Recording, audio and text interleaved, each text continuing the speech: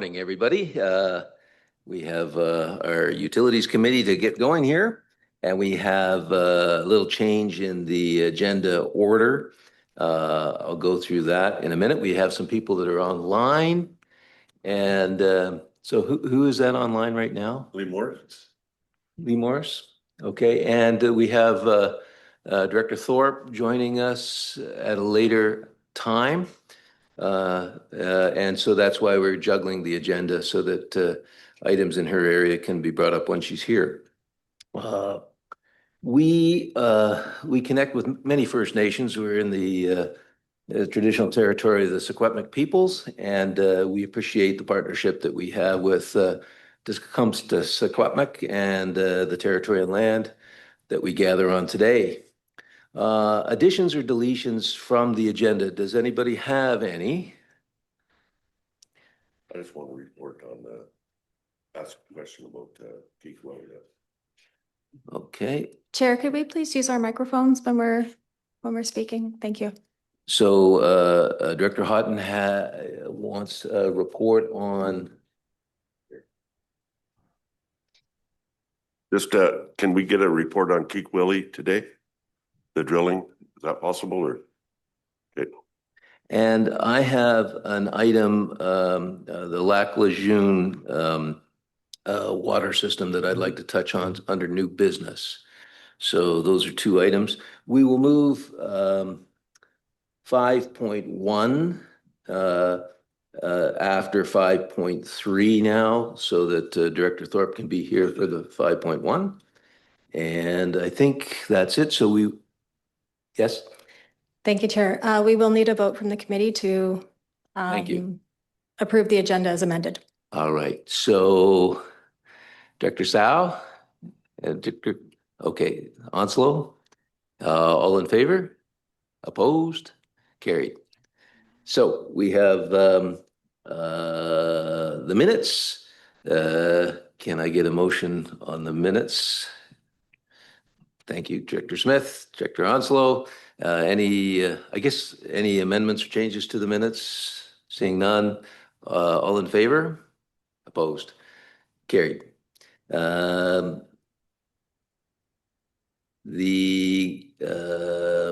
guess we go right into 5.2 capital projects update.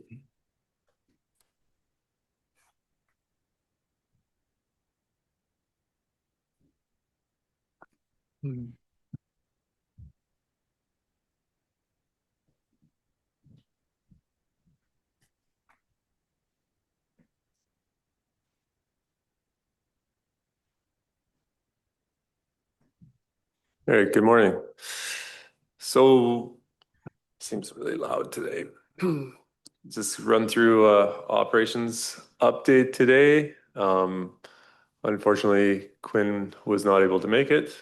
He's enjoying his vacation somewhere in BC. So, well-deserved break, and you'll understand maybe a little bit more appreciation after this update, why he needs a bit of a break.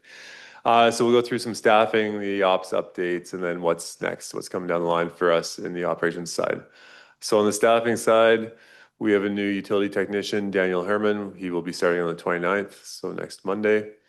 Both Stu Crawford and John moved into the operator roles from technicians. And we have our casual laborers, Rob and Dell, still working out and assisting where required. Very helpful. So we had a retirement late last year, and then we posted for an operator. John was successful in that, and then another vacancy came up with another long-time operator. So we moved Stu into that position, and then we posted for a new utility tech, which is Daniel, starting shortly. Darren, the retiree. There's a lot of feedback on this. He's actually back. He's back with us as a casual laborer as well. So it's quite helpful having someone who's already trained on the systems. So year to date, we'll start with Pritchard. We had water leak, groundwater issues at the wastewater treatment plant. So we exposed all the infrastructure there around the right in this area here, that's the wastewater tank for the wastewater treatment plant. And then the water service down in this area actually comes in through a sleeve up into the bathroom. So there's two separate tanks there, concrete. And then in the concrete wall that separates these two tanks, there's a PVC sleeve, and they ran the water lines as well as telephone and power through there. And where it entered the sleeve, the PVC or the HDPE service line actually cracked and was leaking. So we were seeing some water surfacing and stuff there. So we, with the assistance of the contractor that's building our waste or our water treatment plant there, we actually dug that up, exposed it, and repaired it. So it turned into a very large excavation. But thankfully, it's within the wastewater treatment plant area and land, so we had lots of space and time to get to it. It wasn't all in Pritchard this year so far. Jarella Road, this one I'm sure everyone has heard about. So this one's quite interesting in that we had a water service that, so typically in Pritchard, we have these AC pipe, asbestos cement pipe lines running down one side of the road. And then we typically have a 1-inch service line that comes across the street to service two homes. That's how the Pritchard water plant or water system was designed back in the 70s. So this area was pretty soft. Water was surfacing actually in the center of the road when we were getting some calls. We suspected there was a leak there for a little bit. And then when it was starting to come out of the road, we went to do some more investigation and get down there to figure out what was going on. So this is something I haven't seen before, but rather than having a 1-inch saddle and a service line on this AC main, what they decided to do was put a hubbed T, so a 6-inch T, and then reduce that down with some sort of weird cap we haven't seen with two bolts on it, holding this whole thing on, and then down to a 2-inch corp stop. And then from that 2-inch corp stop, they ran that right across the street. So it's almost like they used to have a standpipe or something on it. Very unusual configuration, something we were definitely not expecting when we opened this up. And that turns into what would normally be a 2-hour fix, which we happen to do down the road on the next slide, into out of water for a night and basically redigging that hole. To make it even more fun, we had a telephone pole a hydro pole right here with a couple transformers on the top. So it wasn't a light one. Had to be held. That truck, which you can't quite see in here, but you can see the chain from the truck in this picture, was holding that pole and had to hold it the entire time we were working within the perimeter of it. This third picture on the far right is from across the street. So this is a service with the meter pits for the properties that were affected by this. So there were, I believe, about 30 houses that were out of water for the duration because we had to isolate this this section of the main. And these two guys, this one in the picture on the right is where they were out of water for about a week and a half, but we were feeding them from the neighbor. So the soils out there are not a lot of fun to play with and get in there. And then the other fun part about all of this is the whole project was fun is the best way to describe it. That's a concrete thrust block. So with AC, we can't just get down there and cut it with an electric tool of anything. We have to actually cut through this with a handsaw while you're wearing your all your PPE, your Tyvek suits, your respirators, your gloves are duct taped, your boots are duct taped, and then you're barricaded off around it so that any potential asbestos fibers are wetted down and trapped there and not impacting other people around. So the guys had a blast cutting through the 6-inch pipe with a handsaw. And every handsaw that we use on AC has to be disposed of after we use it. So they get dull pretty fast, and you start to run out of handsaws in the truck, and you start reusing the ones that you discarded in the hole.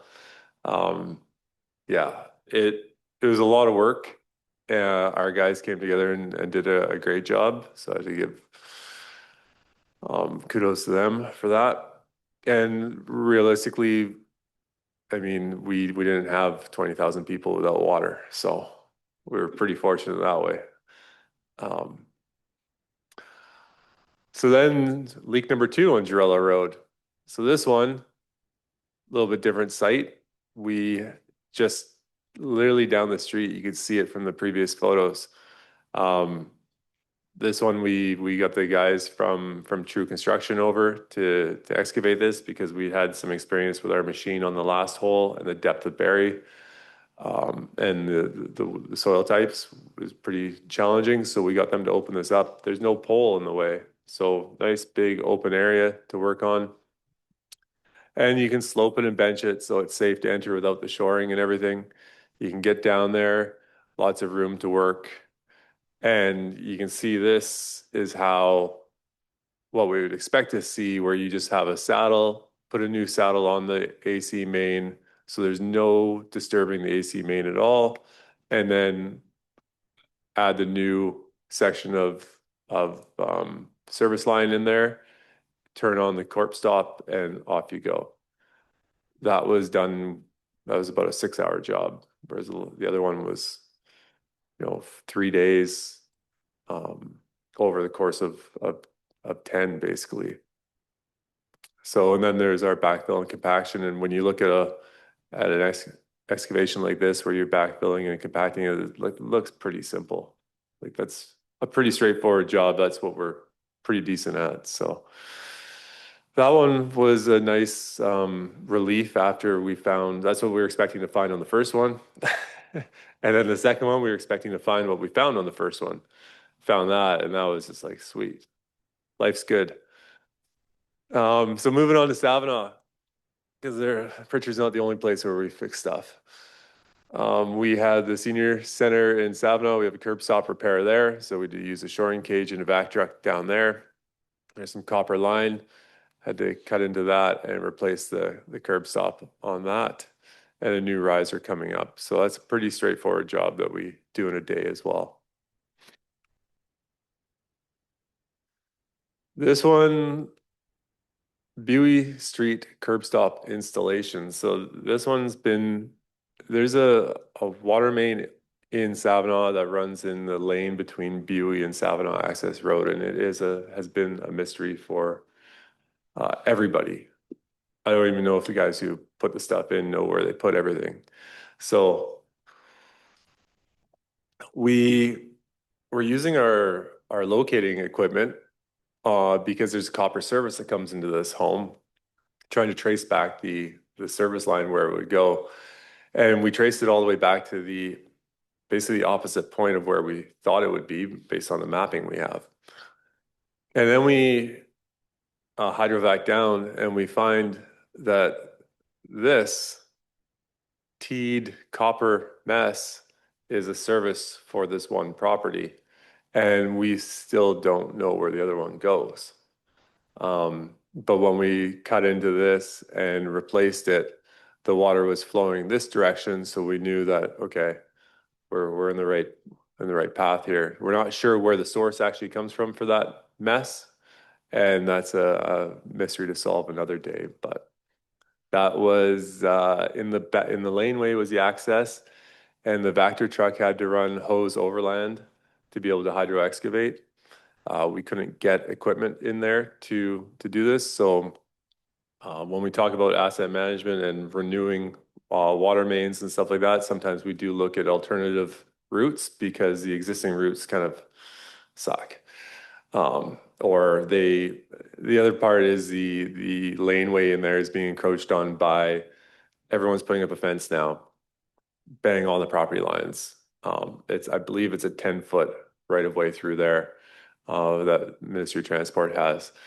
There's also telephone poles in there, and on top of it all, there's a high pressure gas line in it. So even if we can get our machine in there, our mini excavator, we're still basically sitting on top of a gas line right beside a hydro pole trying to excavate down to a service line that may be right on top of a water main like this. So those are some of our fun ones. There's the repair complete. So we now actually have a shut off for this property. And then we did some reservoir cleaning in Savinaw as well. The nice thing about the Savinaw Reservoir, it has 2 cells that can be operated independently. So we had plenty of time. We also typically operate only 1 cell during the winter months because of the use of the water use in the community. So we use this as a good opportunity to train our guys and get some good hands-on experience to get into a reservoir, take our time, pressure wash it, disinfect it, refill it, sample it, and go through the whole procedure.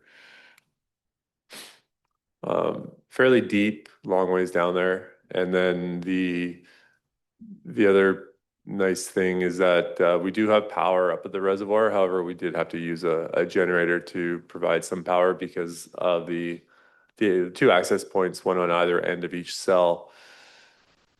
Some of our cords and stuff like that just aren't long enough. And even our self-retracting lifeline that you can see pictured there, the green davit base, that doesn't allow us to go the full length of the reservoir. So one of the things when we're in these confined spaces is we must keep our guys on the lifeline so that we can do non-entry rescue.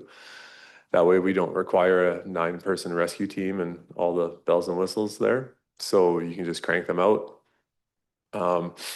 So yeah, you do have to, maneuver back and forth, but this is our largest reservoir in our community water systems, and we are able to put it on a regular schedule and clean them one at a time without any time pressure, basically. So Spence's Bridge community system. So we did some leak detection with Cloudburst, and we did some leak repairs.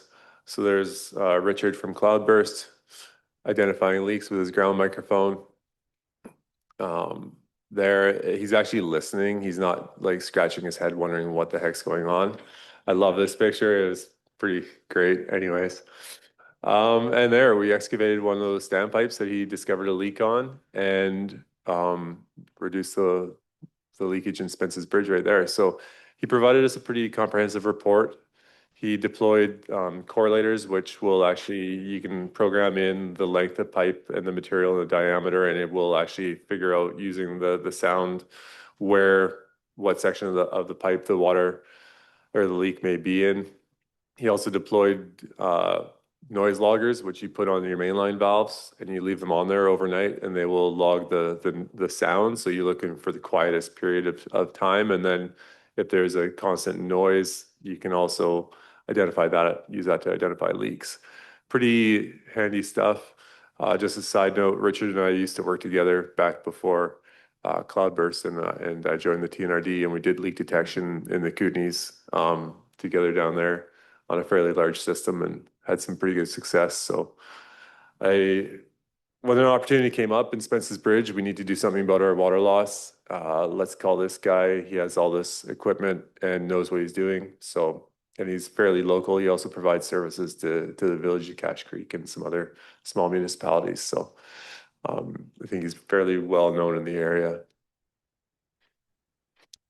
Evergreen, new intake pump flow sleeve. So this is our backup pump or our supplemental pumping. So when our well in Evergreen, when we get higher demands, doesn't replenish fast enough. So what we have to do is essentially put a submersible pump in the North Thompson River and run it on a float system to top up the well to be able to provide enough water to the community.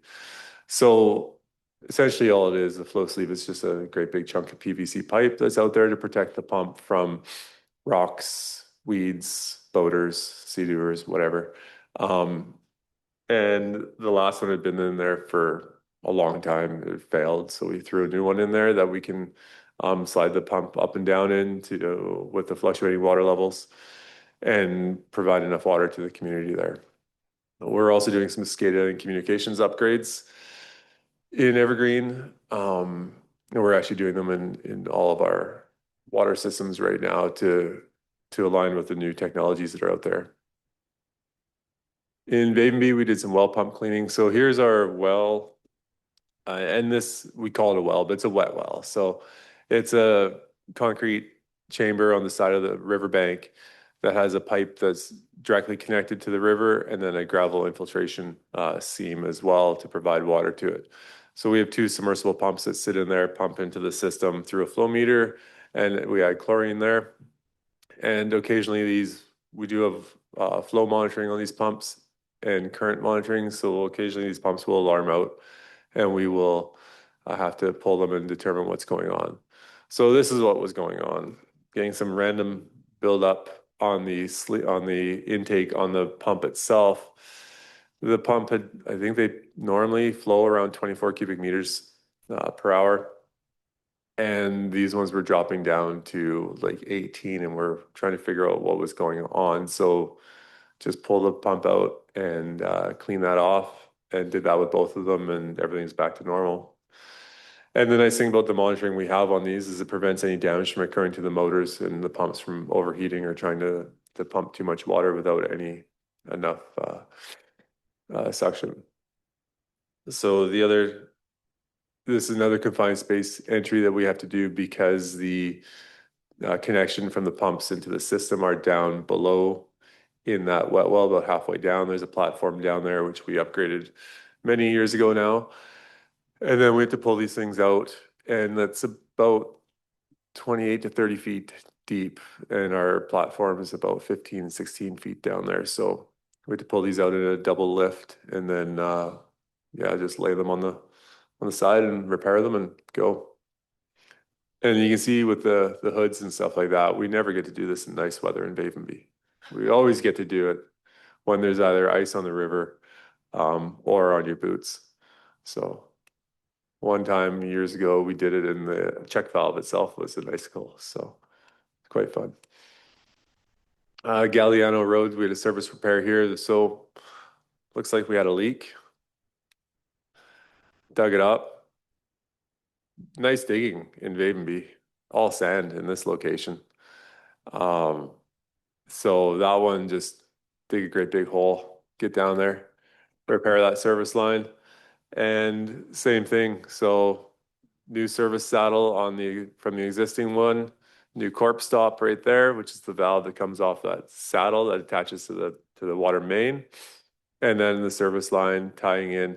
This looks like it's odd, but that's because there's a meter pit in this bank here.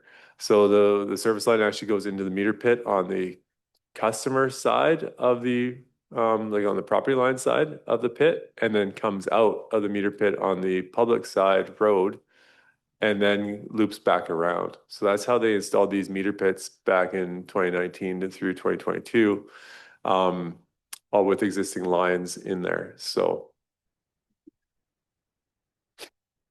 and that was it for Vavenby so far. Deloro, we have a hydrant repair. We did an intake inspection. So there's a hydrant we have right beside another power pole. That one's, I mean, it doesn't look like a hydrant right now because the top's off of it and it's out of service. So we had to excavate down to find out what kind of material the hydrant lead or the water main into that hydrant is. Turns out it's AC pipe. So that's going to be another fun one to fix. And that's why it still looks like this. So there are the bits and pieces we took out of the hydrant and put it all back. I think we put this one back together. There's another one that's out of service that needs more work, but bit by bit. And there's our divers are going out to the intake to inspect it and make sure it's clean and providing adequate water. Wallachine, we did some paving after we put a water main in. We did an intake inspection, and we had a public meeting out there. So there's our paving crew. It's not glorious work, that's for sure. We did have some beautiful weather for it, though. It wasn't 35 degrees, so it was just around 20 degrees, which was perfect weather for paving. Brought our casuals in because they spent a lot of years paving with the city on their crews, so they know exactly how to patch these things up. And we drove our asphalt out from town in one of our dump trucks and put it out there, placed it by hand, compacted it, and done. Loon Lake. So Loon Lake, we did a fair bit of cleaning this year. We cleaned our wet well. So this is the storage tank underneath the pump house the lake water enters where the chlorine's added. And we precipitate a lot of iron and manganese in this tank.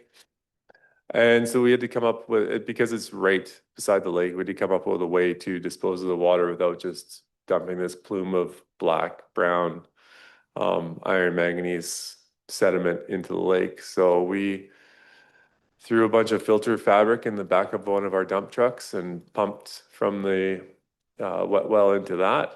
And the fabric itself captured all the sediment, and then the water flowed out of the dump truck onto the ground. We also, once we did the wet well cleaning, we went up and cleaned the reservoir and did some system flushing. So that whole system now has been flushed of all the sediment that's accumulated over the last 5 to 6 years. The reservoir access there, as you can see, when you compare this to Savinaw, is a lot different. So you're up this little gravel road in the very small reservoir. It's big enough for Loon Lake and the community there, but fairly different scale than Savinaw. And it looks like it's right on the side of a cliff, but that's just the way the cover is on the reservoir. So a little bit challenging for access. Also for water to get there. So in Savinaw, we have 2 cells, which means we also have water right beside us for cleaning in Savinaw. In Loon Lake, it's a 1 cell, 1 big tank. If we take it out of service, then there's no water for the community. So we did that for a short period of time. We filled up a tank in the back of one of our pickup trucks and used a pressure washer and a little pump to provide water to clean the whole thing out. And then we painted the walls black. I'm kidding.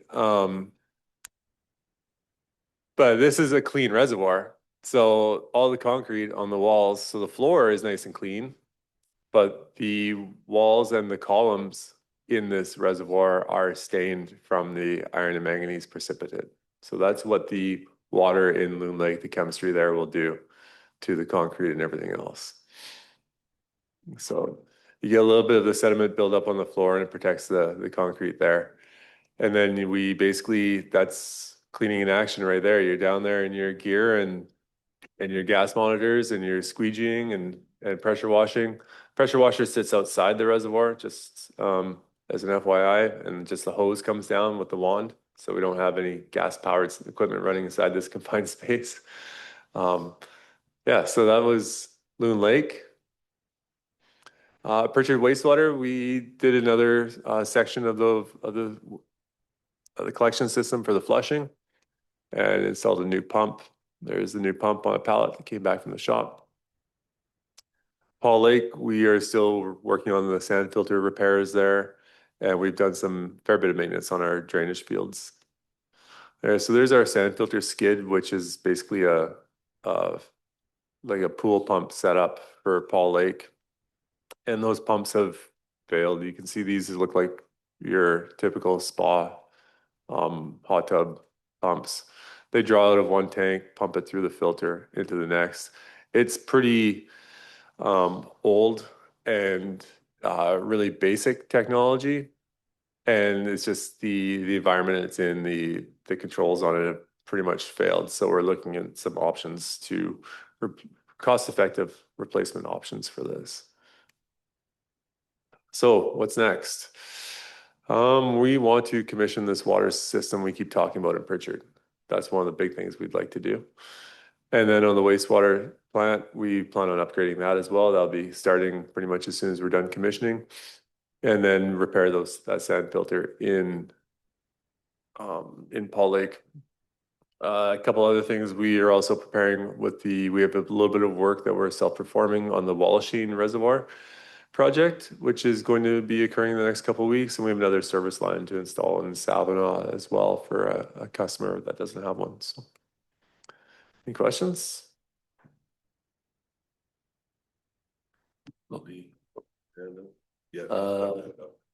Director Morris has a question online. Yeah, so two quick items. I'm sorry, I'm a little bit in and out of the meeting, the Zoom, so thank you for letting me on the meeting. Before I run to the vet of all things. In any case, Paul Lake. At some point in time, can I get another sort of update of that in the next little, in the next few weeks or so? That one seems to be chronic, and I'm just hoping that there's, whether I use your time now or perhaps separately after one of our meetings, just want to see where we're at with that. And then just I think the good note, the commissioning on the Pritchard one is pending as well. So that's good news. But getting back to the Paul Lake one, it would be useful maybe just for a separate conversation or a quick update now, whatever works for you. Through the chair, can I get some clarity, Director Morris? Are you referring to the Paul Lake sewer system or the acquisition of the water system? The acquisition of the water system. Okay. Yeah, I guess a brief update, and happy to have an offline conversation. Okay. There's just to remind the committee that the board approved moving forward with that acquisition of the system if grant funding was made available. And there's been no further work done on it because there's been no eligible grant funding that we've pursued at this time. So happy to have a further chat and a deeper dive on that offline if you'd like. Yep, that'd be great. Thank you very much. And I think from the Pritchard water system question, that'll be addressed under the capital projects update. More detail on where that project's at will come from Tyrone in his next presentation. Okay, thank you very much. Any other questions? Okay, if we could move on. I guess what I'd like to say is on behalf of the committee, I want to thank the staff for all these repair efforts, and it looks like we're in good hands with the staff that you've got, and thank you for that on behalf of the committee. Next section is capital.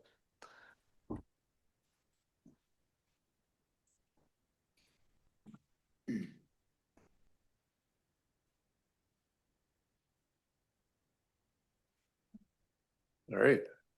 Good morning again.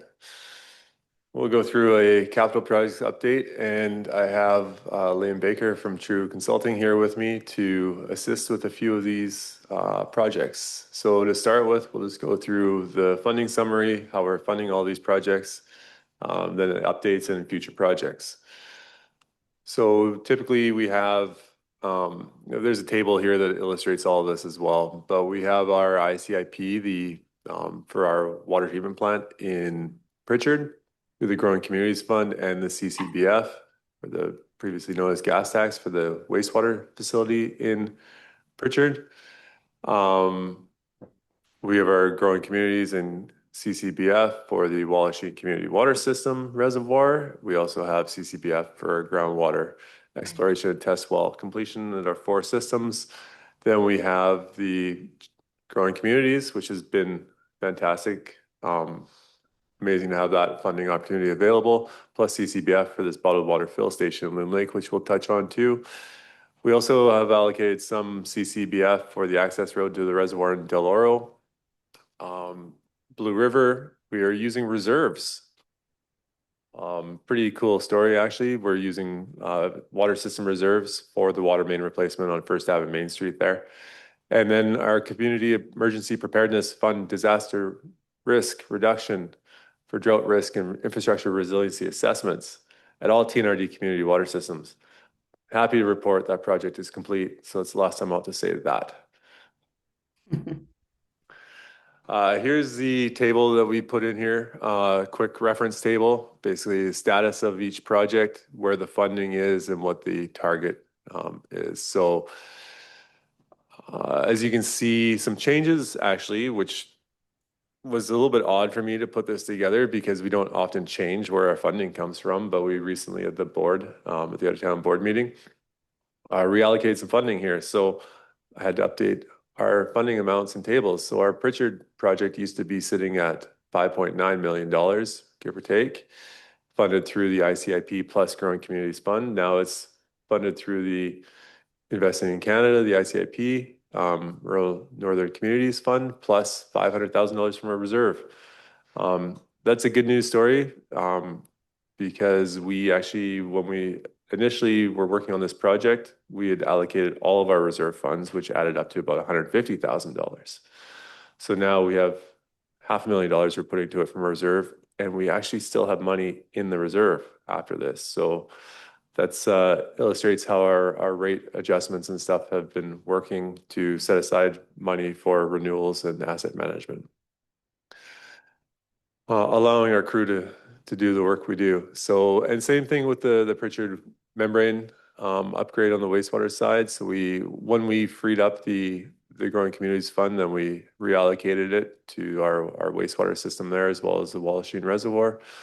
And so those are funded through a combination of Growing Communities, CCBF, as well as reserves. And then the Wallachine Reservoir, we increased the additional Growing Communities funds there for that project. And the rest, I believe, remained the same. The Blue River Water Main project did increase. It wasn't on this table last time because we've typically only presented grant-funded projects because we've never had reserve amounts that would allow us to fund relatively large capital projects and relative to the TNRD. So, a $500,000 water main project is not small for us. Those repairs that the big repair we did in Pritchard is in the neighborhood of $25,000. So like that's kind of, we're dealing with the 15 to 25, 30,000. And to do a water main replacement funded solely by that water system and the money we put aside for it, for $500,000 is pretty nice. Yes. Thank you very much. I just wanted to comment and ask a question. So I appreciate that Blue River has the reserves, and I think some of the reserve funds probably were boosted by fees collected from Trans Mountain Pipeline. But moving forward, because this is only a very small portion of the repair that's required, will Blue River get consideration for grants in the future to continue with these repairs? Because I believe we're using up all of the reserves, or basically all of them at this point. Thank you. Yeah, so we aren't using up all the reserves for this one. And we took it from $200,000 that we had allocated last year and then doubled it to 400, and then it came in at 493 or 498. So we aren't depleting the reserves more than what our asset management plan shows. I believe that was a presentation we did last year at the committee where we showed the relative health of the system, and Blue River is able to almost self-fund its asset renewal, which is amazing. As far as the grant opportunities, yes, we were always looking for grant opportunities for any project that fits into that grant program for whichever community. So just because Blue River can fund some of its asset renewal doesn't mean we're not looking at grants for Blue River. And then the drought risk infrastructure resiliency, we'll talk about these. So we'll go through each of these projects. We have another question. Sorry. Go ahead, Director Hoffman. It's a quick question. I see the Delaware access that says the study's complete, but the project's paused. Can you fill us in on that? Yeah. Yes. So and I'll talk about this. Actually, there's a whole slide on this, but basically we have a proof of concept from True on an access road for the reservoir. And we've essentially put the project on pause for right now, based on all the other work we're doing that we're stretched on. Plus I'll get into that a bit more detail in the next section. All right, with that, I'd like to hand it over to Liam to provide us an update on the water treatment plant in Pritchard. Thank you. Thank you for having me. Yeah, obviously happy to be here to talk about the project. I believe everybody was out at site to see the project itself. But we're nearing completion. And so just wanted to give an update to the committee on where things are at and when we expect to finish. So currently the project's at 95% completion. The last 10% of the project is often the most challenging, part of the project because you're trying to swap your system over from the existing methodology of how you used to operate it to this.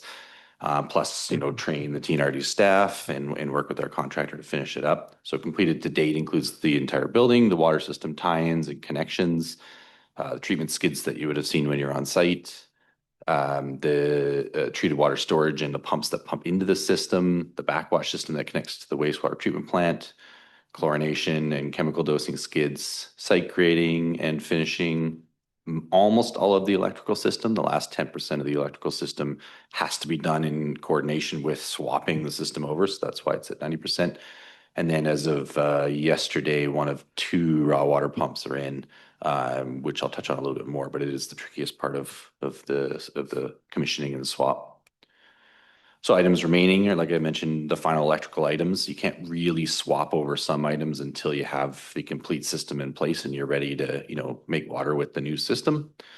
Communications and integration with TNRD SCADA systems are still forthcoming, which will be done in conjunction with the commissioning.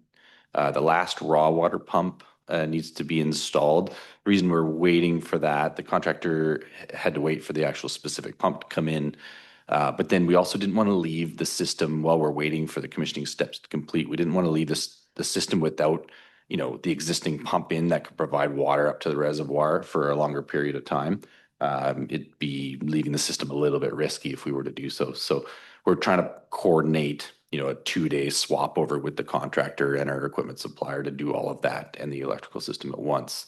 And also trying to make sure that the TNRD has the right resources available for when that happens.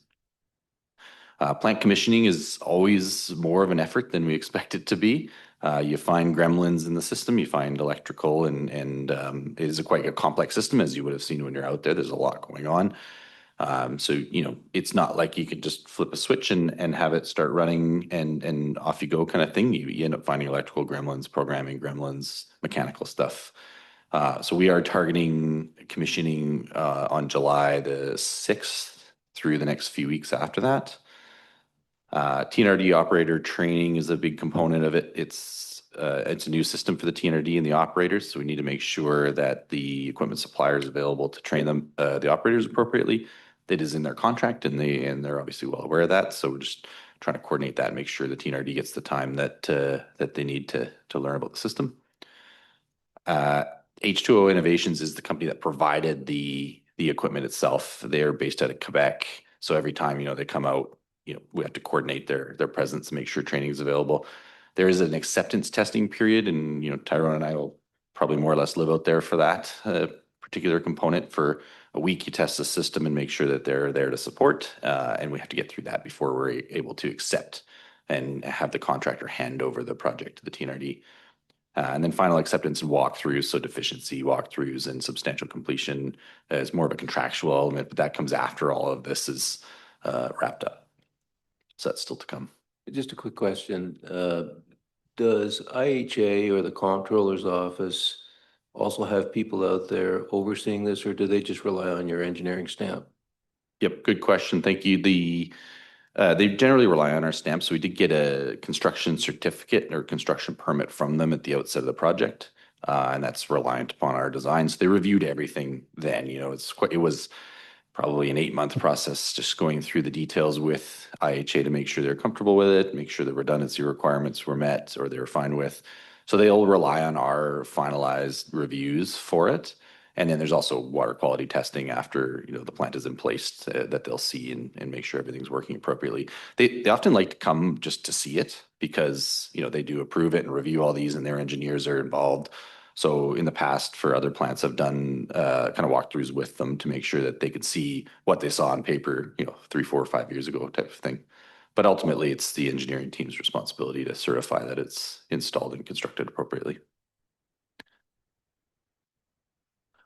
So schedule remaining, and we have been trying to push on this. We're aware that we had to finish up the project. It's been a long time coming, and so the TNRD and that team and ourselves are all pushing the contractor to finish up.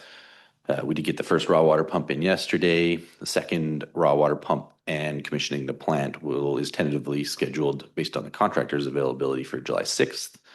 So commissioning and testing will happen in the following 2 weeks, with operator training later in July, and then substantial completion is expected towards the end of July.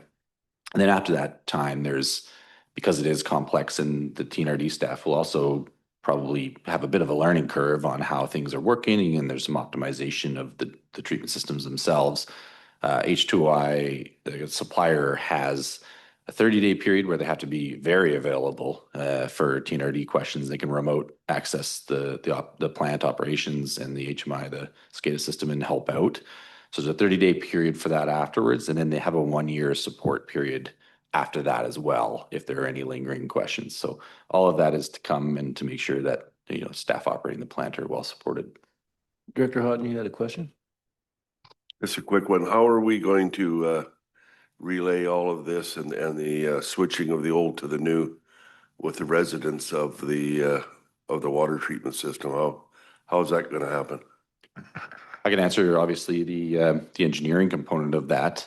We're planning it so that they shouldn't see any water outages or change in water quality to the negative. So that's why it's kind of tricky, though, is you have to swap it when you have a full reservoir. You have to ensure that it's not taking long enough that you can't provide water to the community. I think we all saw what happened in Kamloops a while ago. It wasn't particularly fun. So we're trying to avoid any water outages. Water quality will increase. It will improve once this is in, obviously. So that's why the coordination on my side anyways is reasonably tricky, is you have to make sure the electricians are there, the equipment suppliers there, the contractors there, the TNRD staff are there, we're there. We do all of that over the course of 2 days to try to limit the interruption. And I could add to that, just from a communication point of view, that actually one of the things we've been waiting on, and we know the community's very antsy to hear an update on when they're actually going to see the water quality improve coming out of their taps. So we're waiting to get a firm date of when we're actually going to have cleaner water come into the tap, so we can start announcing to the community, okay, now it's operating. This is what you're going to expect for the next number of weeks, as we still need to do testing before we can lift the boil water notice. We're holding off putting out all that information until we're actually have those dates firmed up, because we want to be able to commit to those, and people to plan. Not that they need to do anything different, but so they know what to expect as we roll out once it's operating. Anything to add to that, Tyrone? Director Sal?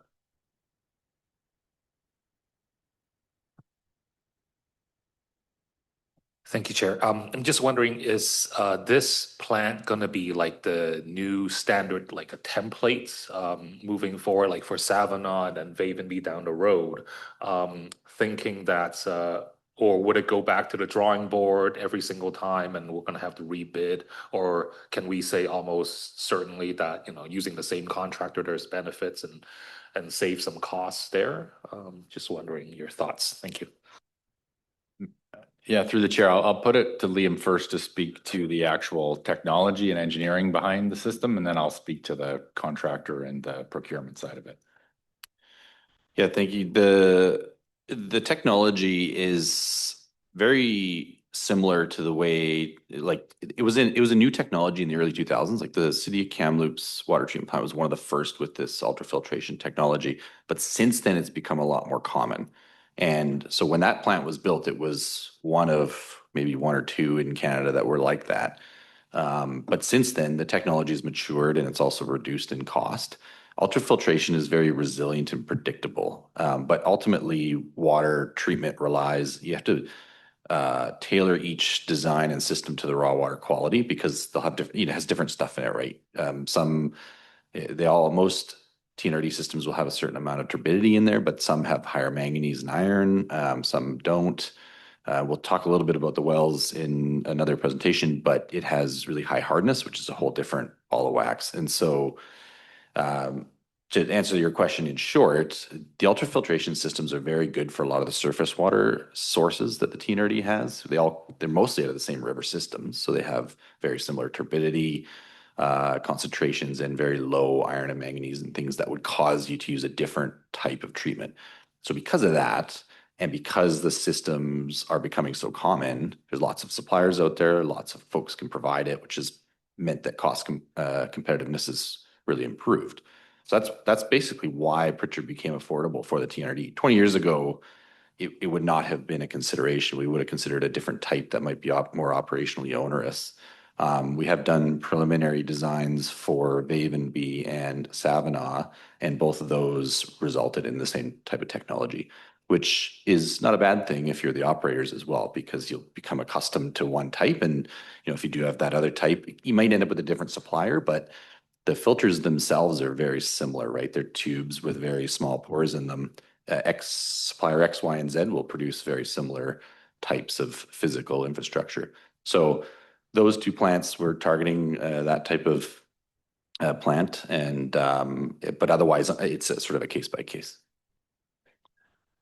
And further to that, sort of the question around, I think you mentioned whether would it be the same contractor or same supplier? So the answer to that would be no, not direct award. We'd still go through a public procurement process, but yeah, we'd end up with a similar technology at the end of the day. But as Liam said, each project we're going to evaluate because they're not all the exact same, and still go through a procurement process to make sure we're getting the best value, best technology for money.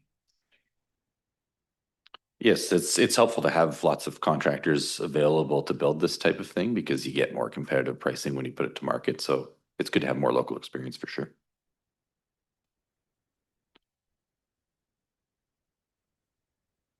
Okay, over to the Pritchard wastewater. Not a ton of updates on this. Obviously, you can't see a building up or a tank in the ground or membranes out there yet.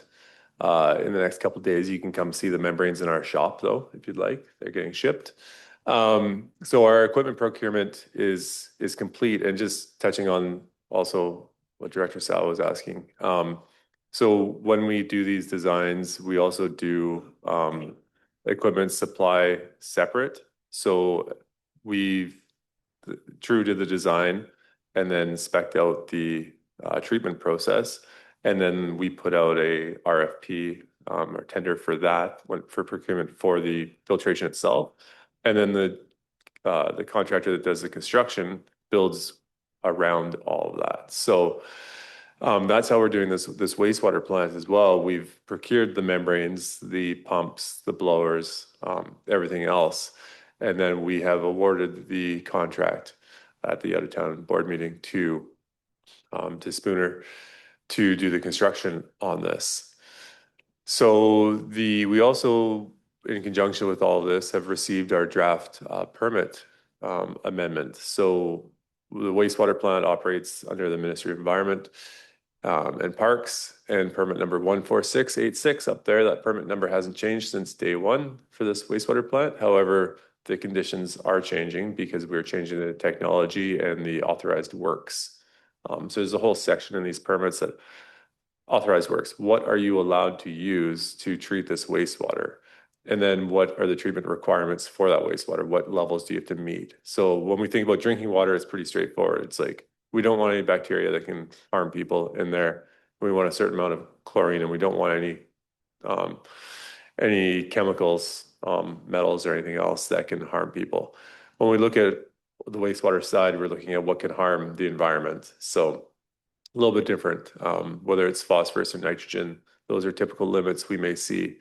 So for us, we've received the amended permit for review, and we're just going back and forth with the province on that one. And as far as the construction contract, we did an RFP this spring, and then we awarded it at the last meeting. So that's the update for the Pritchard wastewater system. Walsheen Reservoir, the design's complete, permits received from all the various permitting authorities out there. So Interior Health and Ministry of Transport. I believe we did some ARC work as well. We've awarded the construction contract to River Mist for this. And then we held a public meeting, which was fun. Here's a picture of one of the slides. Sorry, Liam's getting a laugh out of it. He attended the public meeting with us as well. Had a great time. So this is a the concept what we presented in the public meeting of what the building will actually look like on that lot. Now I had to crop this a little bit to fit it in here, and the doors will not look like that. They're going to be plain steel doors, maybe with a single window, but not a 6-panel shaker style household door, right, Liam? Yeah. Okay. I think he called me as soon as he sent me this and said, ignore the doors.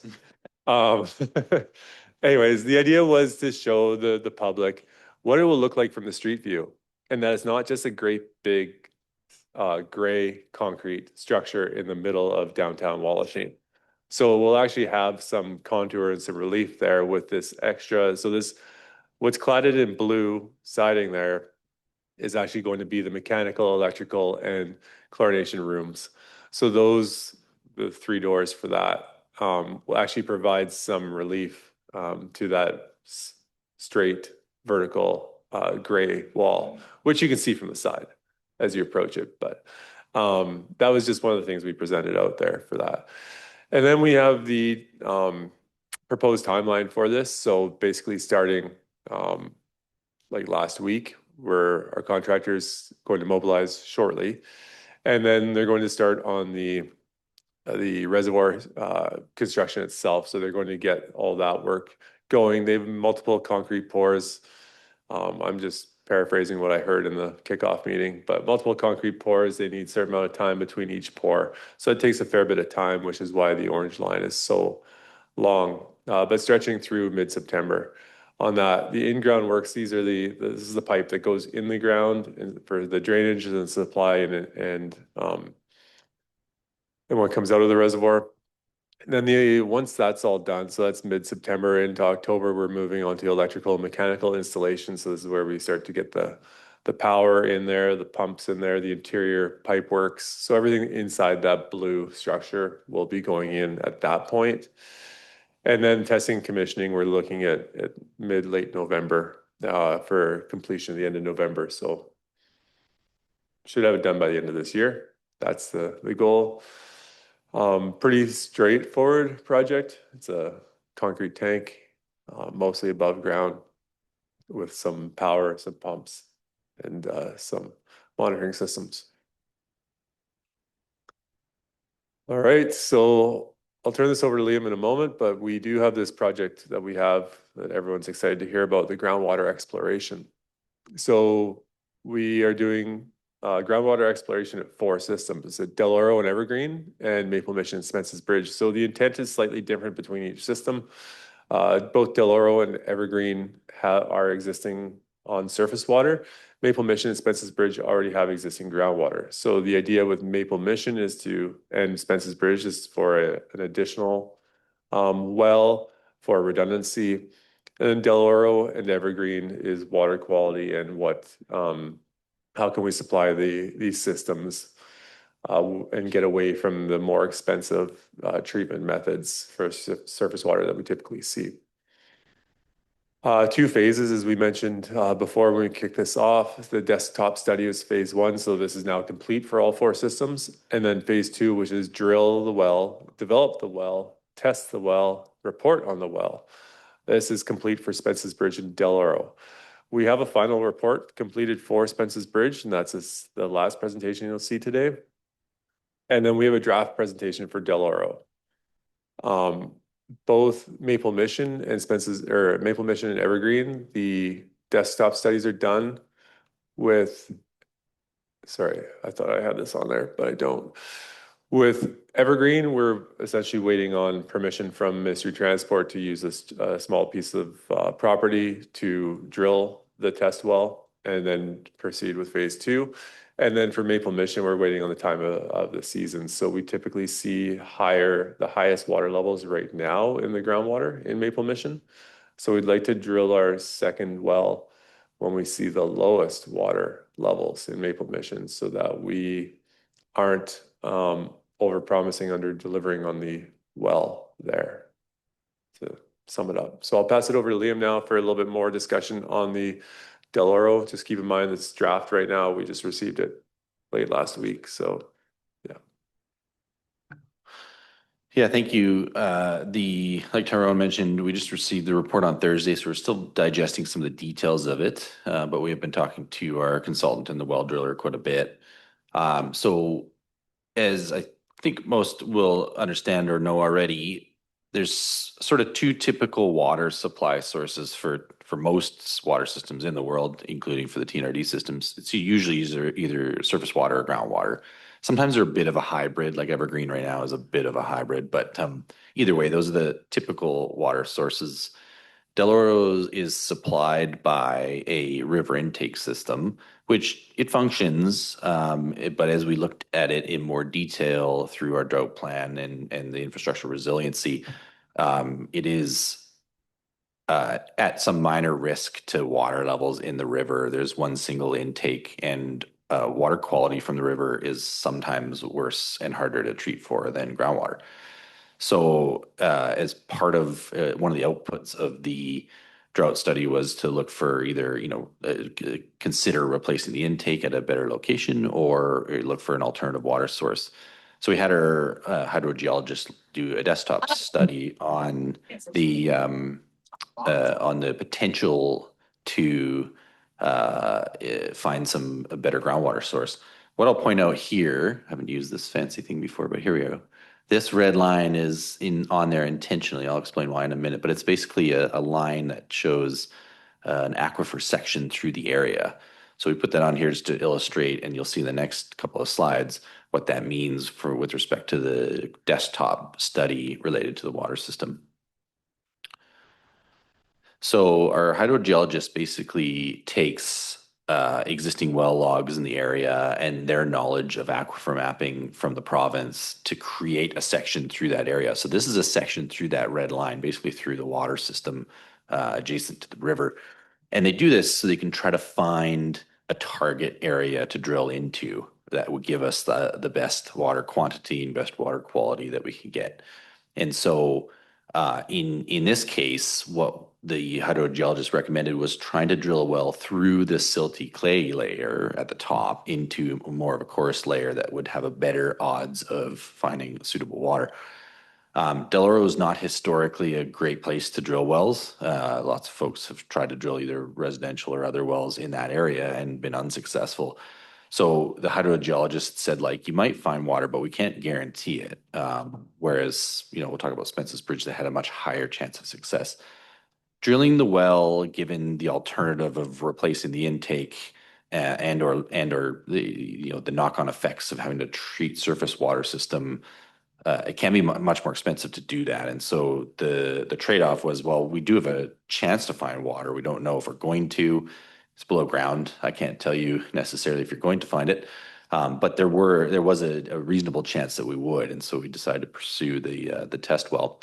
So this red area that I've circled there is basically the area in profile that we were looking to hit with the well with the best odds of success. Just a quick question. So the dark blue is saying that's the aquifer. Yep. And then the granular above it is what silty soils that don't have water. That's And correct. the failure out there has historically been they put a well in, but they're only in the granular area. They don't find the aquifer. Is that the reason why there's been no success, or am I misunderstanding? That's part of the reason, yes. Although you can see these are existing well profiles where, because this stuff's publicly available through the province where you can go find any well record that exists. So the hydrogeologist mapped those. The issue at Del Oro is actually more with that aquifer. It does produce water, but it produces, because there's lots of fine soils and it doesn't produce a huge amount of water. In a perfect world, you have a confining layer of clay that inhibits contaminants from getting in, and then you have a really productive aquifer below. That doesn't exist in every area. So it's partly related to the aquifer itself, also the recharge coming off the hillside, and partly to the type of soils that exist in the aquifer. So yeah, as I mentioned, the system's currently serviced from South Thompson River intake. The max day demand is about 540 cubic meters a day. The new well that we were targeting was for 380 cubic meters a day. And it was targeted as a replacement source away from the river intake. 380 was targeted because of, the existing well yields in the area, the reduction in, the water demand has been reducing in the community. And we had a reasonable site at Keekwillie Park that is already TNRD owned. Access was really good. It provided an opportunity to drill a well pretty easily there. It was reported at 50% likely or lower, but the decision was made to pursue it because the cost was reasonably low for a well, and also the upside would be really good if we were to find suitable water.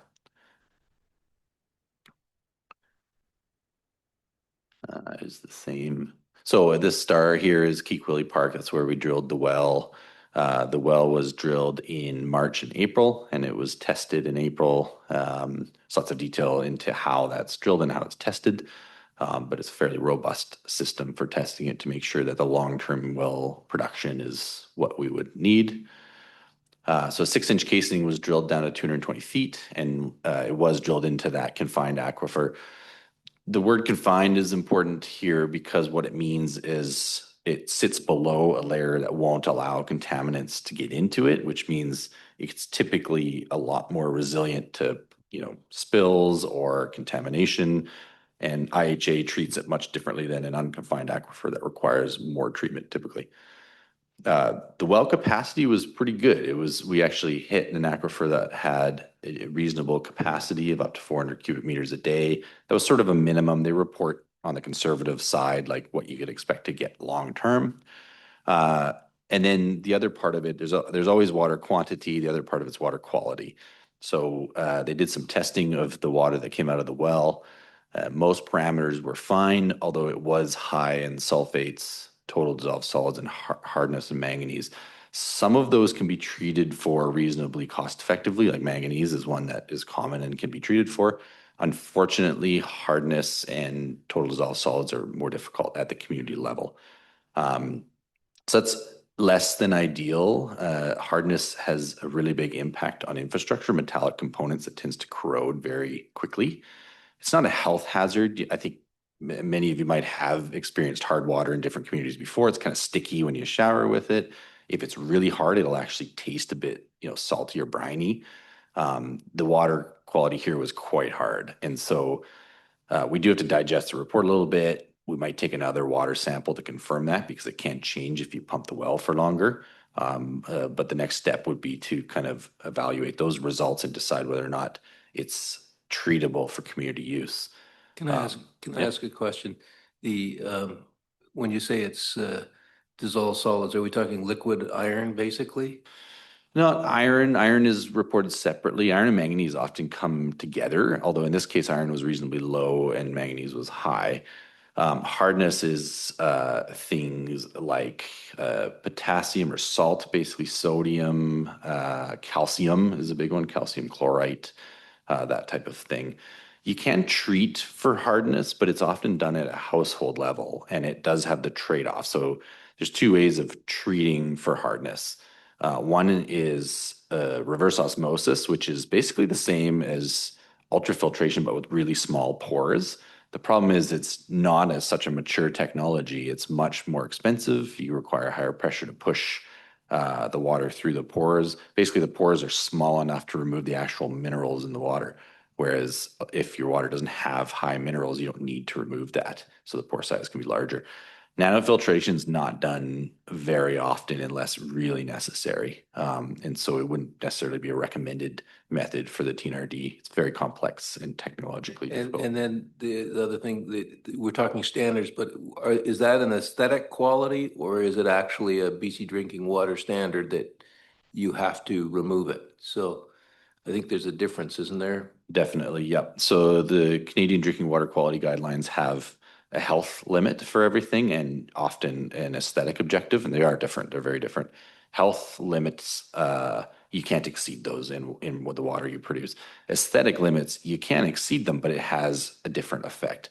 So manganese has both, for example.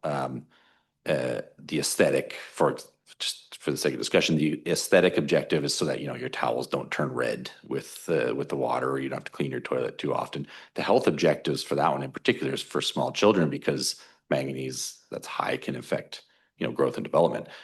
For hardness, there's no health objective that would limit it, but what it does is has a really it has an impact on the components of the water system, because it's very corrosive, hard water. So that's why this one's actually a bit tricky. And Spence's Bridge had some hardness too, not to give that away too soon, but it can make the decision tricky because it's healthy to use the water. We have the quantity, but it has the impact of impacting quite severely all of the infrastructure you have in the ground already that is metal and is a metallic component. And then beyond that, it's not as nice to use. So on the aesthetic side, to shower in hard water is difficult. It can kind of taste odd. You could treat it with water softeners, but water softeners are an ion exchange system that actually just replaces the calcium chloride with sodium. So it can actually taste just as briny and off if you do that. It'll feel different. It'll feel a little bit better, but it won't really solve the problem. And it also has a lot of discharge of briny backwash water that you from all the stuff that you did remove. So at a community level, it's not very often done from a water softener perspective. But that is why it's tricky. So short answer is the water could be used, but it would have the potential to impact the system negatively. So the next steps for this project are to, you know, the TNRD will want a recommendation from us and the project team to whether, like, what we should be using that well for. The quality, the manganese has been treated, but the hardness presents a bit of a long-term concern with respect to the water system. So we'll summarize the options, present them to the TNRD. If not feasible for long-term use, it could be used for something like irrigation in the park. Doesn't really impact, you know, irrigation that much. And it may be relied upon for, you know, short-term or as a backup source. If if your alternative is that you don't have any water at all, you prefer hard water, at least for the short term, because it wouldn't impact your components so much and people would at least still have safe drinking water. This one's not likely to become a long-term sole community water source because of that hardness, but we will likely do another test and confirm that. And then beyond that, the risk to the intake still exists. It works generally fine year to year, but it is, you know, it's not quite deep enough for what we might like, and for climate resiliency and drought, we might want to look at a different option there. It's a bit of a mixed result for this particular well program.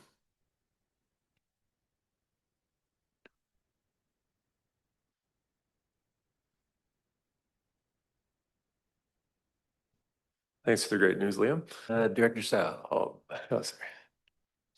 Sorry, just one question about the well projects. I'm just wondering, you mentioned like there's other people who drilled wells for own residential uses. Have there been any concerns from those users saying, hey, you know, if you're gonna do a community water system to the same aquifer that, you know, they might be draining their aquifer they've been enjoying? Like, just wondering. Thank you. The way we mitigate that is by monitoring other wells when we do our yield test. So when you do a yield test, you basically pump quite a large volume of water out of the well and you monitor the water level in that well, but you also monitor levels in the other wells nearby. And we wouldn't typically report a yield that is high enough that it would impact the neighboring wells. That's factored into that yield calculation because, you know, you're going to hear pretty quickly if you install a well and others notice their water level starting to deteriorate, to go down. So that is factored into the testing mechanism. Yeah. Director Houghton. I just want to thank you for all the work you've done there. It's not really the answer that we were hoping for, but at least we know what's there anyhow. So thank you for that.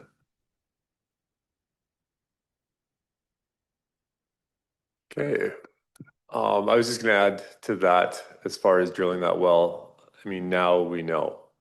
So we've always had this, like, do we build a filtration plant in Del Oro? Do we find groundwater? So now we have a very robust answer if we're applying for grants for the next steps on these, which are yet to be determined. But moving on to the bottled water fill station in Loon Lake. Realized I didn't put any context on this one to where it is. Sorry.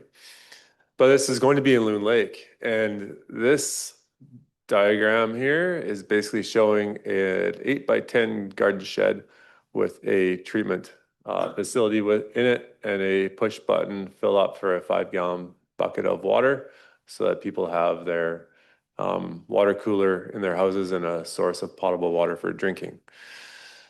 So designs complete, permits received. We've procured the equipment. I believe in the little summary table, I said the equipment procurement's in progress.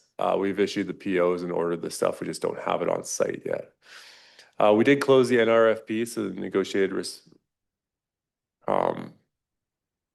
request for proposal. Sorry, so many acronyms these days. That's closed. We haven't awarded anything yet. We're in the negotiation phase with a preferred proponent on that. So the next steps are to secure the proponent for it, the constructor, and then construct this.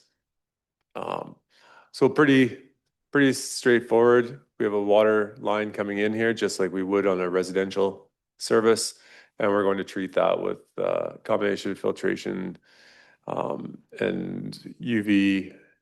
And then we're going to have some pressure tanks in there as well to store the water, and then essentially a kiosk where the customers come up, scan their payment card, and whether that's a like an eco card style, where we provide to the current customers of the system a free card to use for water for this, or it's from the broader community outside the community water system.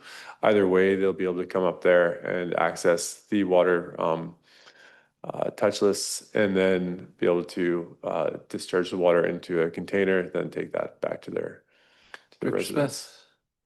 You have a question? Thank you, Chair.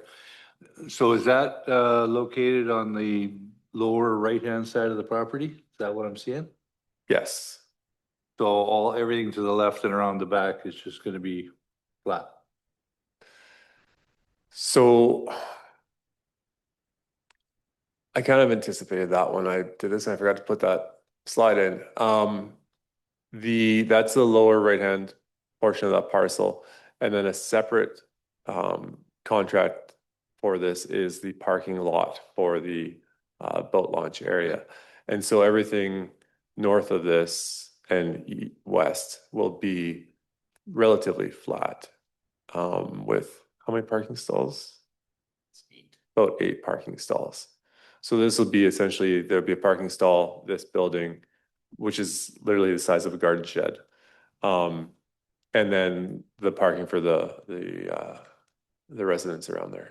So does that end up being like almost dead straight across the road from the pump house, or is it offset, or? It's offset. It's going to be across the street and to the east.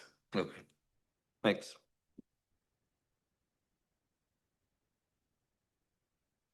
Okay, moving on to our Blue River water main replacements. So, we talked about this. Just 1 second. Yes. Does anybody want a break? Should we take a break? And I don't see Director Thorpe has shown up yet, so. Oh, she's online. Okay. Oh, there we go. Okay. No break or keep going? Keep going? Okay. Okay, so our design is complete. The big thing with the Blue River water main project, so this is the area here outlined in red. So it's First Avenue down to Main Street and then north to Second Ave. We've awarded the contract for the construction of this, and we're just working with the Ministry of Transport and some requirements around the asphalt restoration to determine the exact scope of this. How much water main? Is it going to be 245 meters or 238 meters? Or so essentially what we're doing is we're taking our project budget and saying, okay, if we're touching this much asphalt, then we can only go this far. So we're going to do as much of this as we can with the budget we have. The future plan is to continue on north up Main Street and then eventually loop, replace the existing AC main with new PVC. So next steps are, we are still waiting. The consultation period closes today for the stat right-of-way that we're looking at, that we're trying to obtain, which is in the center of this red area right here. So there's a roadway right here, and then this is private property, which is publicly held by Ministry of Transportation.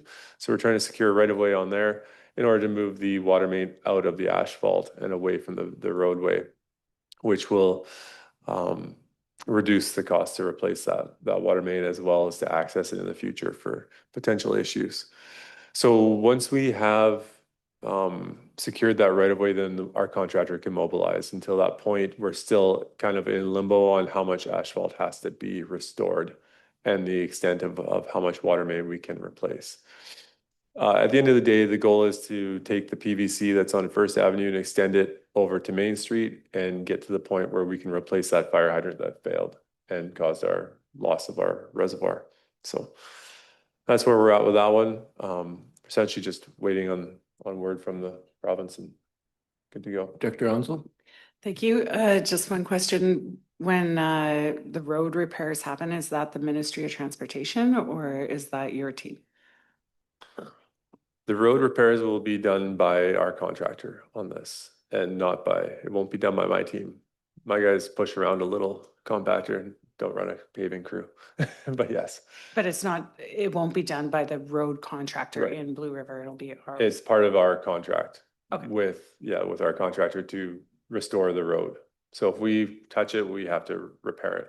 Okay, thank you. All right, so drought and risk and resiliency study. So this one is complete and just some highlights on it. As Liam touched on, our Vavenby intake is at risk from drought. So we've looked at all the surface water systems and there's a column susceptibility to drought. You'll see both Vavenby and Del Oro are highlighted in there. Del Oro is what appears a little bit scarier is that the minimum level above the intake pump is a negative number. It means our intake would be out of the water. This isn't like a drought next year. This is longer term planning. And that's where we're looking at this groundwater potential and or replacement of the intake. So some of the next steps from this, the rest of the systems are in pretty good shape as far as the intakes go and access to water. So then the recommendations are to complete some bathymetric surveys to further refine the modeling, specifically around Vavenby and Del Oro. It'd be beneficial for all of them, but the priorities would be to Vavenby and Del Oro. Vavenby in particular, there's not a lot of good data around that intake as far as what the subsurface looks like.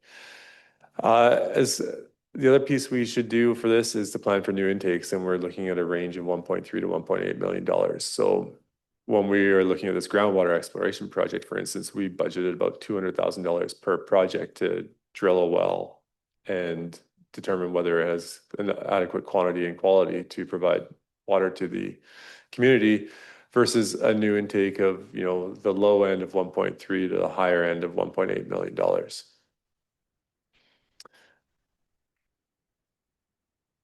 As far as the Vavenby one goes too, the other recommendation in there is to consider the new intake in combination with a potential new water treatment facility there.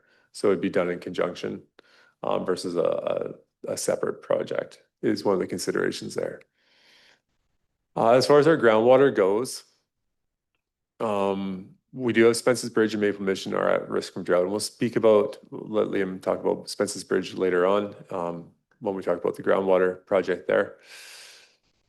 And then we do recommend backup wells for both systems and align our water restrictions with groundwater levels. So as our surface water goes, we're literally a drop in the bucket with our withdrawal from the surface water systems.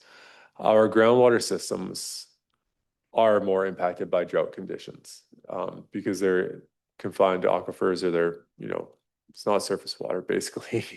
And so one of the things is to align our restrictions. So align the watering restrictions with the provincial drought 0 to 5 scale and then use our monitoring of our groundwater sources and levels to figure out when we're going to implement, move from stage 3 to 4 to 5, and eliminate outdoor water use or any non-potable use, that kind of thing, and those different stages. So that's one of the next steps coming out of this to inform it. So water conservation was the section I was quite interested in on this, as well as, I mean, this report does inform future projects. There are more streams along here to secure funding for projects that come out of this report. This was the first phase of a multi phase project. But as far as can't see the per capita per day, but are you able to move so everyone can see that piece? Yeah, perfect, thank you. So when we look at our change in our per capita usage, so this is by connection, and there's some footnotes there where our connection counts are approximate and imperfect. So we're generally trying to approximate the per capita data. But our water conservation plan has always had a goal of a 10% reduction in max day demand per capita. And so when we look at Blue River, we can see negative 16%. So we've reduced our consumption by 16%. If we look at Pritchard, we've reduced it by 55%. And this is all between 2017, which was pre-water meters, and 2025, which is post-water meters build on water use. So we went from no meters, so we couldn't detect leaks very easily unless they really hit us in the face, and you pay a flat rate for water, to now we have much better technology to identify leaks in non-revenue water, as well as people are paying for what they use. And so we can see that we have essentially met our targets, with the exception of Evergreen. I'm going to talk about that one here next.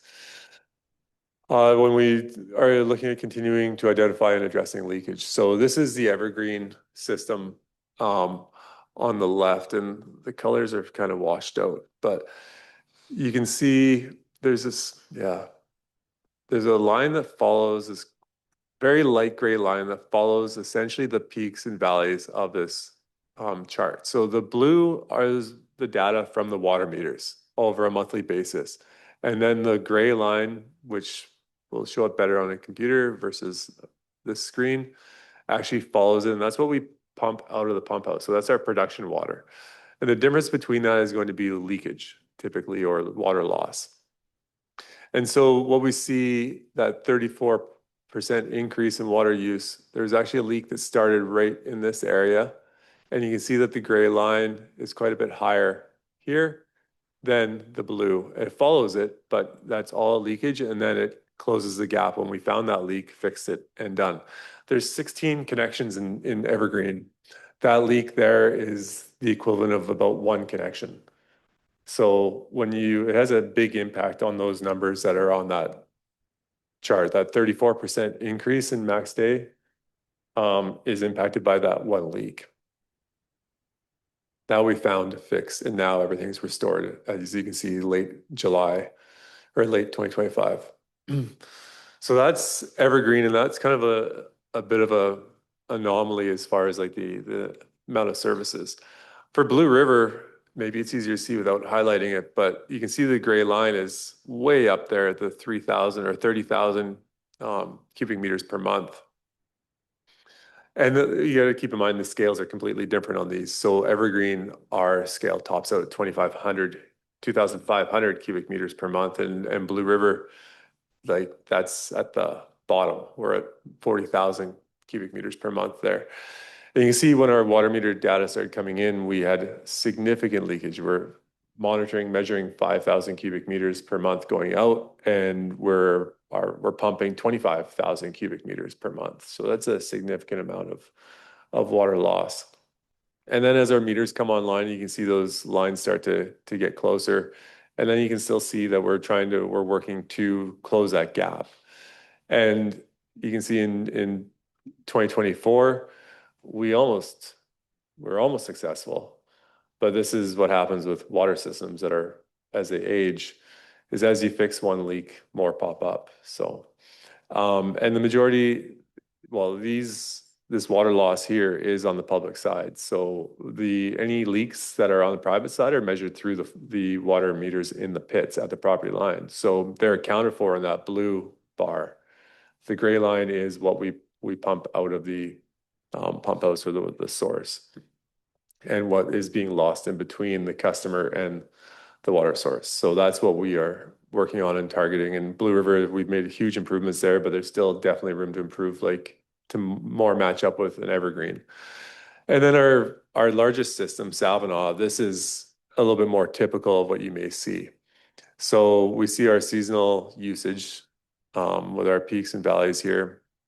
And we can see the difference between the pump house volumes versus the water meter volumes in the wintertime, which are the low ones there. And there's some leakage in Savanaugh in it as we move on through 22 on the 25, it's starting to decrease. So we're starting to identify these leaks and repair them.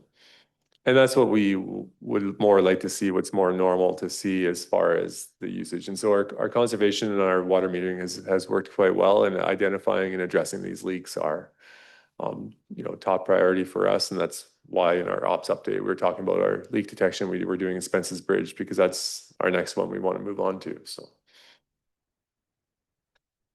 Director Sal. Thank you. Just two questions or comments about the conservation aspect.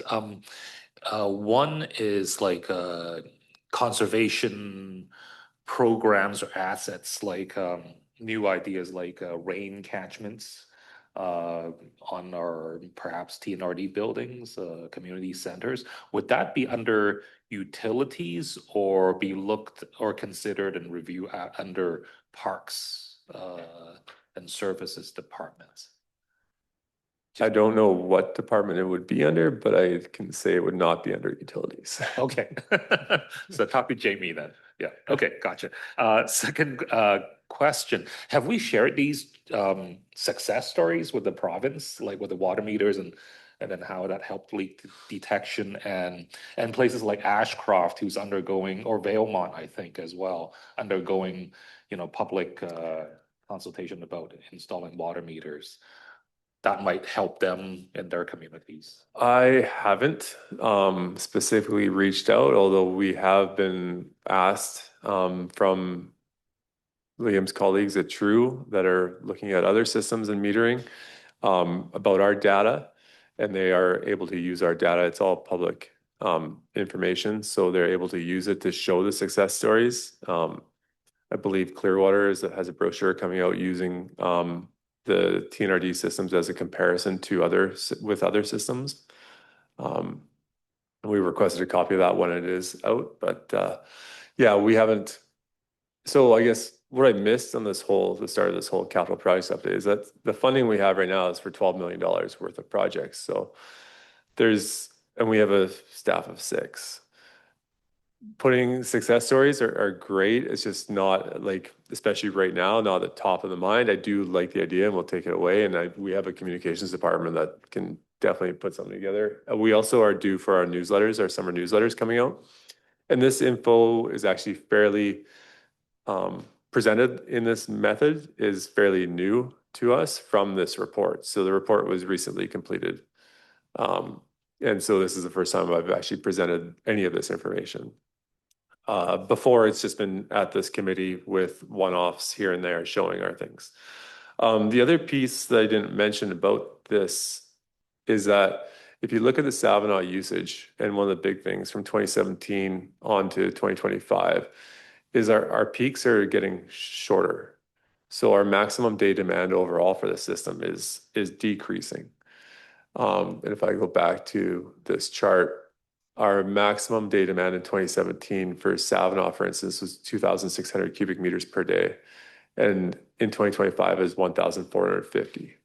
So that's a significant reduction, which also allows Liam and his team to design smaller systems for us. which tend to cost the same amount now as the bigger system would have 10 years ago, but allows us to keep things within, allows us to design things appropriately and keep things within a reasonable budget. So.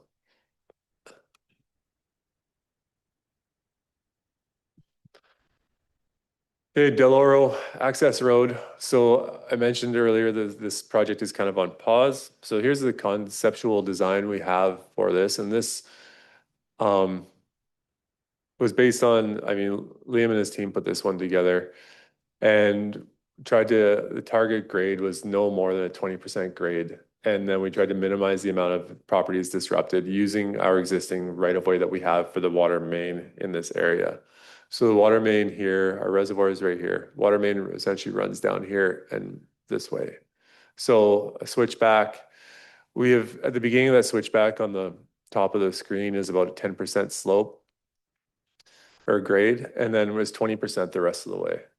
So that's a pretty steep thing. And I also asked Liam to, I mean, first I think he told me I was crazy to think that we'd ever get a vehicle up there. So I said, think about an ATV or a side-by-side.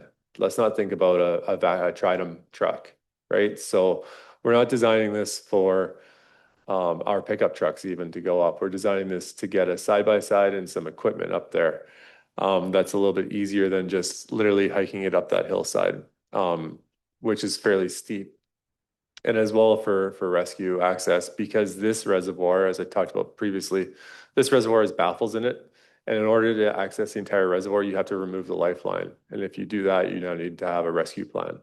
That rescue plan typically has first aid and medical responders and stuff available to that site, which we don't have right now. So cleaning this reservoir is not practical at this point without access.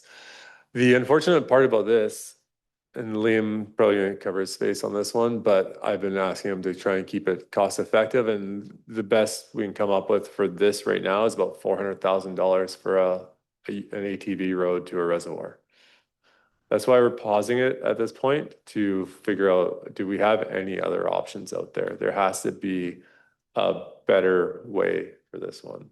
So it's kind of depressing thinking about, but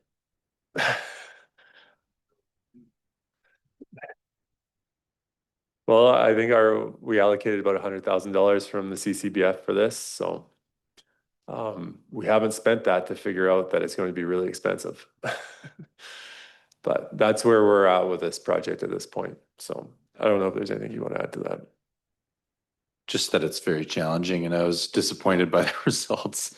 But most reservoir access roads are at about 12%, so you can get, you know, machinery and equipment and trucks in. And this one was fairly challenging, which is probably also the reason why there wasn't one to begin with. But we're gonna go back to the drawing board a little bit.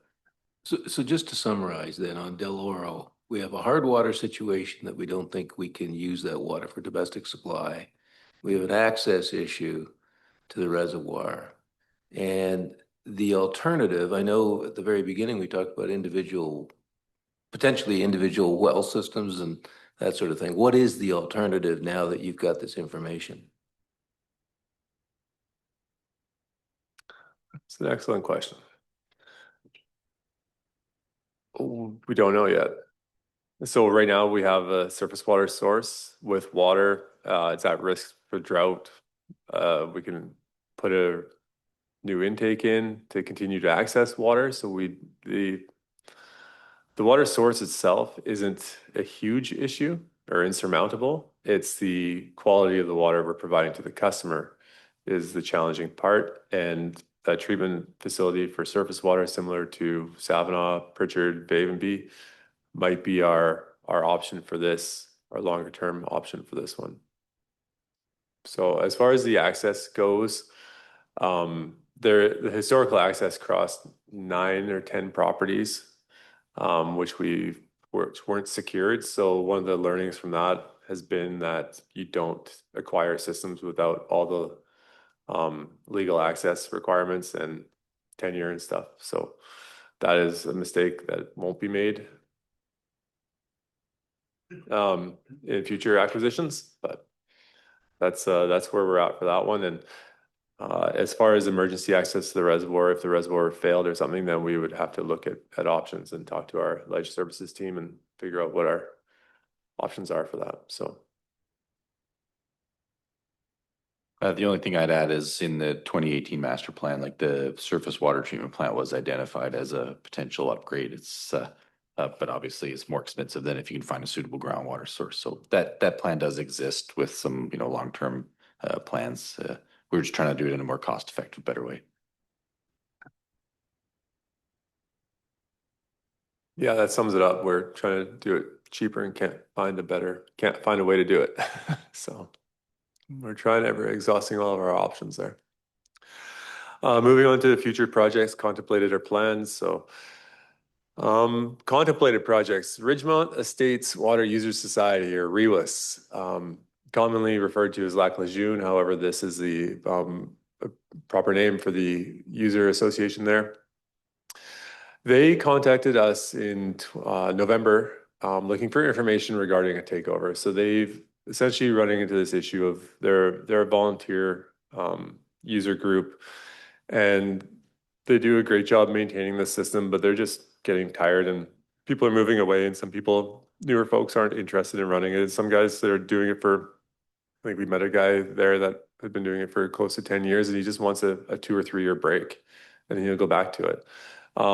It sounds like after meeting with them that they have a pretty decent system going on as far as operating it goes, but they're just getting a little bit tired of running their system, and they're looking at options. So in November, we sent them a bunch of information, sent them the acquisition strategy and policies, also sent them a copy of the recently completed Paul Lake Waterworks feasibility study, and said this is what we are looking at doing, and this is how our process works. And then in March, met with them to clarify the information and sat down with them to go over like what are the realistic things here and how does this practically work, because you can send them a group of policies and say this is what the process is and this is what we did there, but how would it actually work for the system? So their first step was to formally request that the TNRD explore the acquisition of the system, and their board did that in May.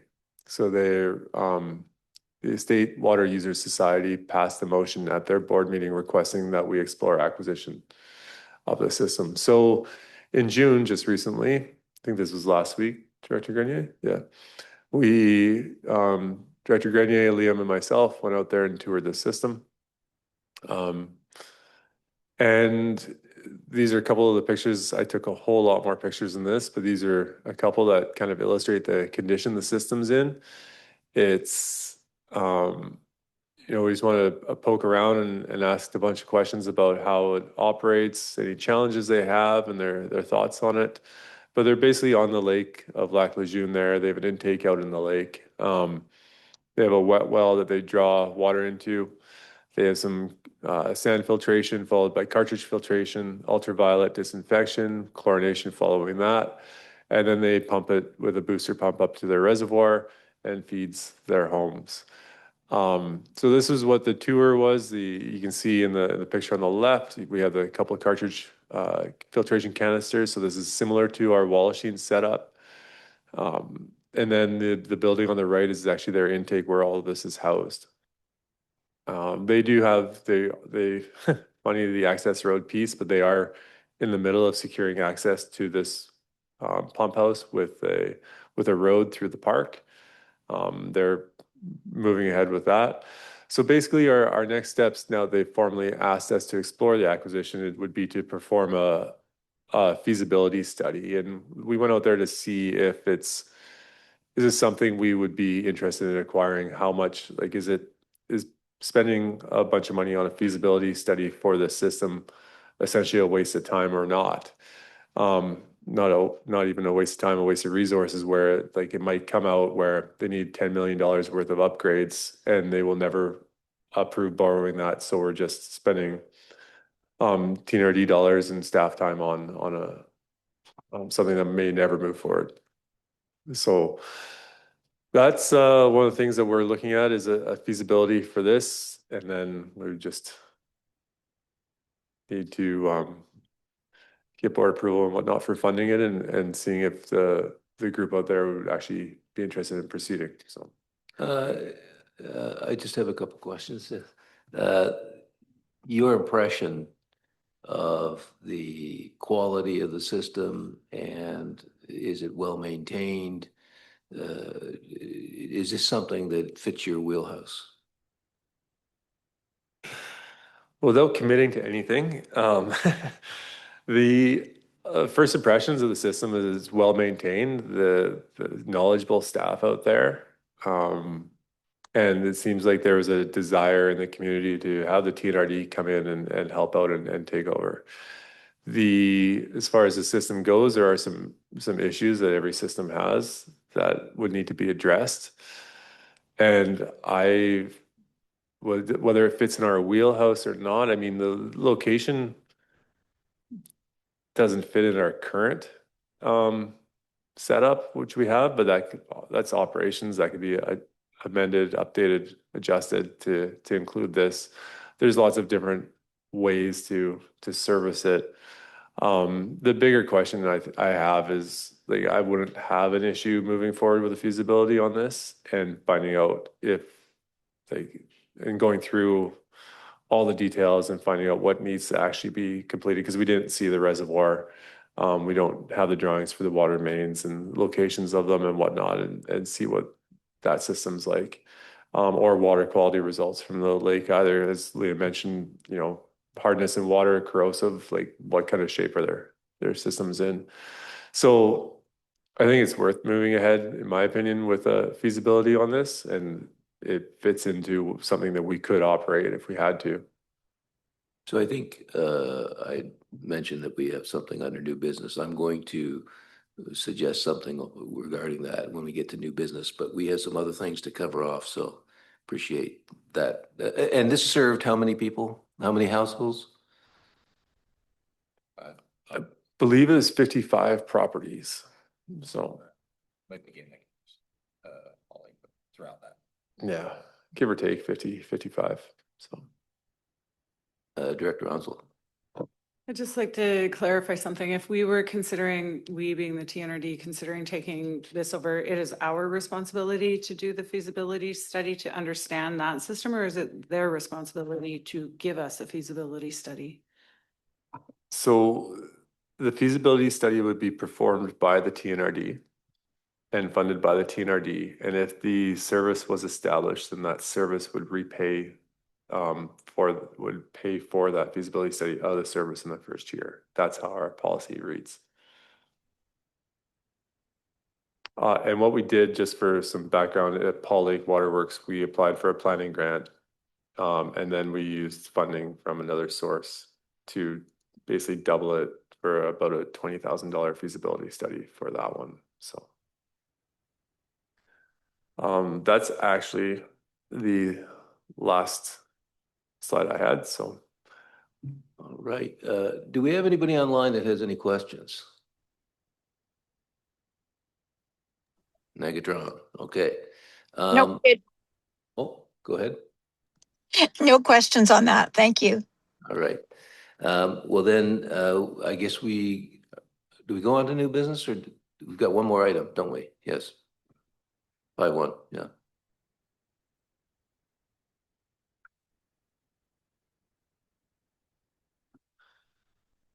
all right, so this one I'll hand over to Liam to discuss the Spence's Bridge groundwater exploration program.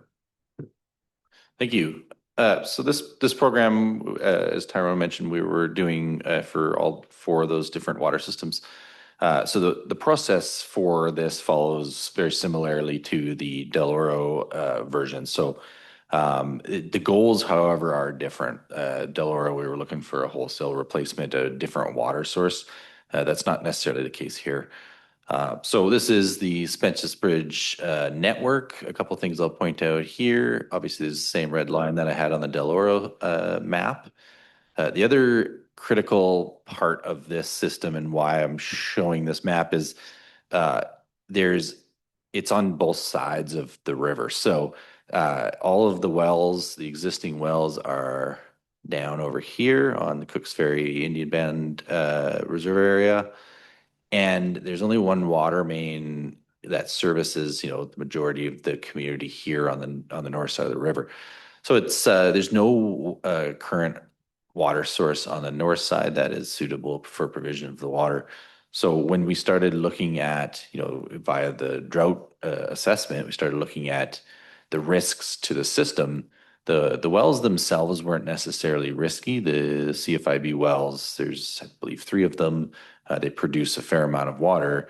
But if there's ever any issue with access to the wells, or if the water main, crossing the bridge goes out, or if that aquifer on the south side of the river starts to deplete, it leaves the system at risk. And so the goal and the recommendation coming from the drought assessment was to investigate an alternative source on the north side of the river, not as a wholesale replacement for water source, but as a backup redundant water source in case anything were ever to happen. So this is the cross section of the aquifers in the area, and very similar to Del Oro, there's some confining layers above. So that's these clay layers. And then down below, there's quite a granular productive layer here. And this was identified in the desktop study that our hydrogeologists completed. So this was the target aquifer here, and this is on the north side of the river. The existing wells are over here on the south side. And so this was the target area. The current wells produce about 1,200 cubic meters a day. Max day demand is about half of that. So like I said, there's fairly good supply at the moment. It's not really a volume type of thing. But it is reliant on that grouping of wells south of the system. And the goal is very different, and it's all about resiliency and redundancy. So a new target was for well capacity was targeted at 430 cubic meters a day, which would cover almost all demand days in the community. And the preferred site was identified in a park on Chucker Crescent, which is also already owned by the TNRD. It's reasonably close to the water system, and it's obviously on the north side of the river, so it's a whole it would meet the goal for that. And so this is the location up here that was chosen. And in November, December 2025, as Tyrone mentioned, you want to do these well drills at low water conditions to make sure you're capturing the least conservative or the most conservative estimate for well yield. So we drilled the well in November and December. It was a larger casing than Del Oro, and there was a reason for that. The reason was you can do a test well, or you can do a production well, or you can do a test well that can be converted to a production well. At Del Oro, we didn't have the confidence that we would get enough water, so we drilled a test well that would require future work for creating a production well. Because in Spence's Bridge, the drought study indicated a very high potential for getting the yield that we needed, the water quantity, we went right to a larger casing, which is a little more expensive up front, but it would be less expensive overall because you wouldn't have to convert that to a larger well if you wanted to complete it. So that was drilled to 175 feet of depth and into that target aquifer. The well capacity was also very good here at about 820 cubic meters a day. So, 60, 70% above what our target was. Once again, and this was disappointing to me as well, the hardness issue showed up, which does sometimes come up in groundwater sources, but not always. Iron and manganese are more common. So this water was found to have high hardness and total dissolved solids as well. Everything else was good about the water. So what we have done since is we took that information, we verified it, and because this system is intended to be a backup source and you're not using the water regularly, you would use it in the case of well outages or water main failure on the bridge or something like that. It would be suitable for a backup source. Hard water can be used for short duration in the matter of months or something like that if you need to, without real serious impacts to the water system. You might get some of the users might suggest it feels a little bit different, like I said, when you shower or otherwise.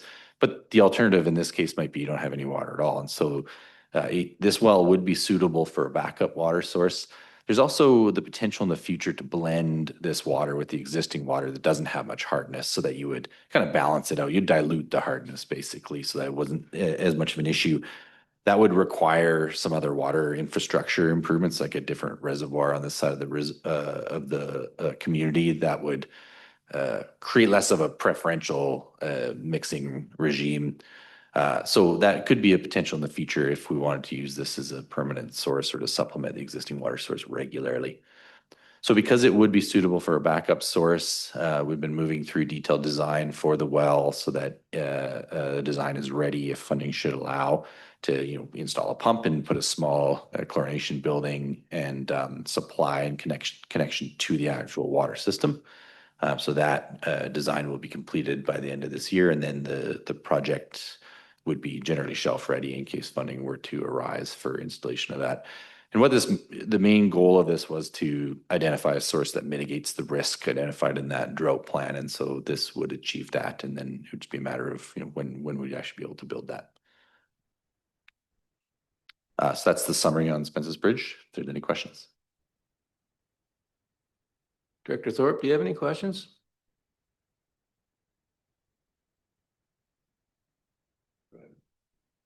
Oh, Yes, thank you. okay. Appreciate you moving this to the end of the agenda. Questions. I know that residents are going to ask me how much has been spent so far. Is this going to take the rest of the 210 to make this detailed design? And do we have any idea of anticipated cost to bring it online? Tyrone has a very good way of asking us to do as much as possible with all the budgets. And so in this case, the well drilling came in lower in cost than originally anticipated. And so that's the surplus that we're using for the design. So we're trying to do basically all the design for the remaining budget. I think the total well cost was 120 with everything, something like that. So the remaining would be to fund the design and have it, IHA approved and ready to go is the idea. We haven't gotten to the cost estimating portion for that yet. I think Tyrone also asked about, is this $200,000 to actually build versus, $2 million. It's not $200,000. It's probably not as high as $2 million either, but we will complete a cost estimate once we're done our design and once IHA has approved that design and be able to report back to the TNRD. So you've spent about 120 for the well design, for the well, and about another 80 be the detailed design. And then by that point, you should have an idea of what it would cost to bring it online. Is that about the summary? Yes, we can do a cost estimate as design, we go through design so we can get an idea of cost a bit earlier, but we do have to understand what design elements to include for the cost estimating component. Okay, no, I appreciate that. And I know I'm putting you on the spot a bit. I'm just trying to anticipate what kind of questions I'm going to get from residents. Thank you.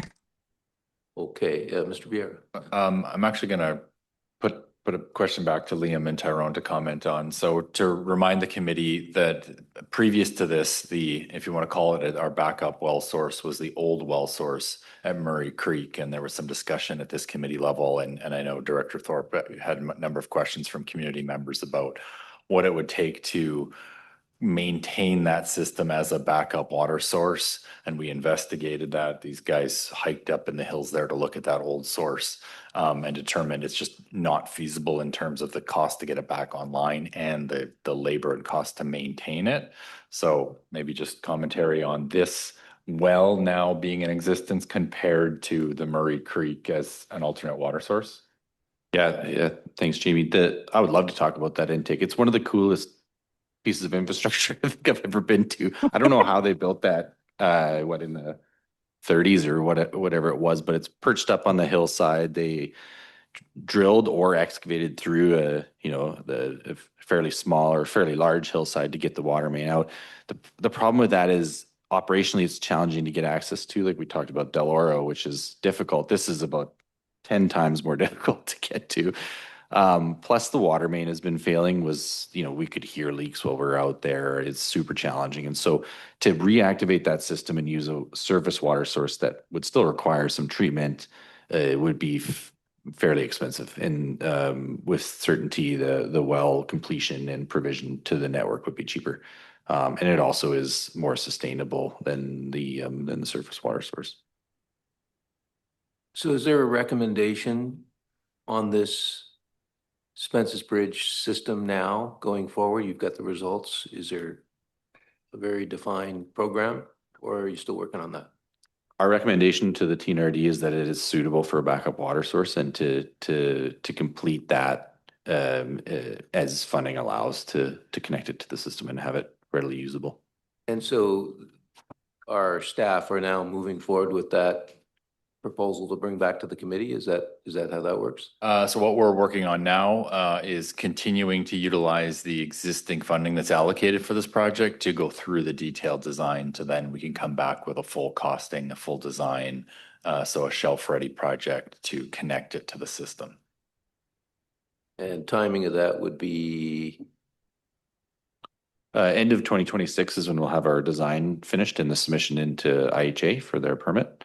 And so it'll be ready to go by then. And the interesting thing about this, it's more anecdotal on the grant side, but resiliency and climate resiliency, drought resiliency projects are typically easier to kind of fund with grant funding. And so we wanted to have this ready so that we, if an opportunity comes up, it might be available. So Director Thorpe, you've got your questions answered?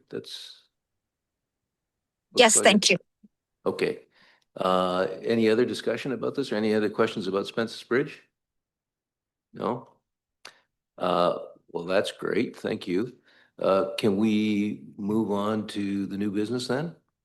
All right. So as we heard, there was some initial assessment, some inspection, not a full inspection of the Lac Lejeune system. And so we had a discussion about what next steps might be. And there's two factors. One is responding to the community group, giving them some kind of indication of what we saw, what we would need to do to move forward. The other is our capacity. We have limited capacity to take on these systems, and what's that timing like? We also have this looming election in October, and we have set for ourselves responsibilities not to sort of introduce past July 22nd, I think is the date, where we want to sort of cap initiatives. So, Director Onslow, you had talked about what the cost would be. I think that these folks have pigeonholed about 20 grand as the cost to do a feasibility study, that might be recovered from the system if we were to move forward, that it might be some grant funding if we were to move forward. But the concept is that in order to prove out that system as to whether or not we want to take it over, we would have to go to that step. And so I have suggested to Mr. Vieira that we have a motion ready from this committee to go to the board. If this committee agrees that that's a reasonable step to go forward with, that motion would go to the board would be able to entertain that, and we would be able to get back to the resident group as to next steps without committing our staff. I think we talked about March of next year is when they could reasonably do something about this, but at least we're getting back to the residents. The alternative is to delay until after October and for the next council. And I didn't think that the residents, I think the residents would like to get an answer from us. And I think that if this committee is comfortable making that recommendation to the board, and the board is satisfied, then at least we could begin the process and advise them that that's where we're going. So that's the thought process. And I'm just going to open it up to discussions because I'm obviously the director that's in the hot seat on this. So what's your thoughts about this? Director Houghton. Well, if you're in favor of it, Director Grenier, I'd make a motion that we look into a feasibility study on the whole Lac Lejeune system and get forward with it as soon as possible. Seconded by Director Onslow. A discussion about that motion? Mr. Vieira and then Director Onslow. Just in following up with the discussion, I have prepared a motion if you want me to read that out to clarify it. That would be useful. Thank you. Okay, so, and again, this is up for discussion, but here's the draft motion. Whereas the Ridgemont Estates Watershed Society, which services a portion of properties in Lac Lejeune community, approved a motion requesting the TNRD conduct a feasibility study into the potential acquisition of their water system. Be it resolved that the committee recommend to the TNRD board approve a feasibility study be done using up to $20,000 from the Electoral Area Administration Service in accordance with the TNRD Service Establishment Policy 6.11 and 6.12. And that's the policy that refers to it comes out of the Electoral Area Administration function. And then if a service gets established, the service then has to refund the Electoral Area Administration function. Isn't that what you said, Director Hodden? Well, not quite that caliber. Okay. I wrote it this way. The intent was that when it goes forward to the board as a motion, there's a little bit of context there of what the committee was discussing. Much appreciated. Okay, so I think we'll have that. And I just want to say that the issue of water meters was raised. There doesn't seem to be any opposition to the concept of water meters. I think that they accept that water meters would be quite useful in monitoring and maintaining the system. So that was a big one for me personally to make sure that they were on side with that. We know that in Director Laird's case, he has a water system where they were opposed to water meters. So that's a bit of a non-starter. So with that, I'll call the motion that Mr. Vieira read out. All in favor? Opposed? Online? I in favor. Okay. Carried then. And Lee, are you okay with that? Thumbs up? She may not be there. Oh, okay. Director Morris, okay, we got an indication, yes. Okay, so that's carried. Thank you. What a long day and a great day. Thank you for giving us that update. Is there anything else? All right. We'll declare this committee closed. Thank you. Thanks, everybody.